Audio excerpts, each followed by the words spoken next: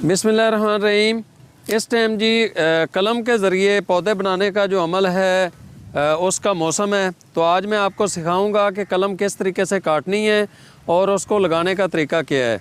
तो ये हमने शहतूत के बहुत सारे पौधे लगाए थे, वो मदर प्लांट का एक तरह से किरदार अदा कर रहे हैं। इससे हम ये टहनी लेते हैं, टहनी इतनी सख्त होनी चाहिए, बहुत ज़्यादा नरम नहीं होनी चाहिए।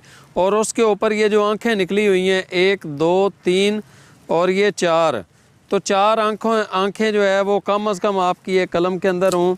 और इसको आपने टेढ़ा काटना है थोड़ा सा, ताकि इसके ऊपर कोई पानी वगैरह गिरे तो वो नीचे चला जाए, फंगस पैदा ना हो।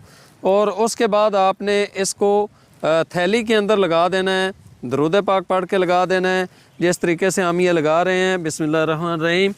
और ये 2 आँखें इसके अंदर चली गई हैं और 2 आँखें बाहर हैं। इसकी वजह से इसके पत्ते जो हैं वो निकलेंगे इंशाल्लाह। और मैं आपको दिखाता हूँ जो चंद दिन पहले हमने पौधे लगाए थे कि वो किस हालत में हैं। तो ये आप ये देख रहे हैं, ये सारे पौधे जो हैं ये हमने कलमें चंद दिन पहले लगाई थी, लेकिन अभी भी मौसम है, आप ये लगाएं ताकि ज़्यादा से ज़्यादा हम शजरकारी करके पाकिस्तान को हरा भरा कर सकें। इसके अंदर हम शहतूत की कलमें लगा सकते हैं, पिलकन की लगा सकते हैं, बोर्ड और पीपल की लगा सकते हैं हम।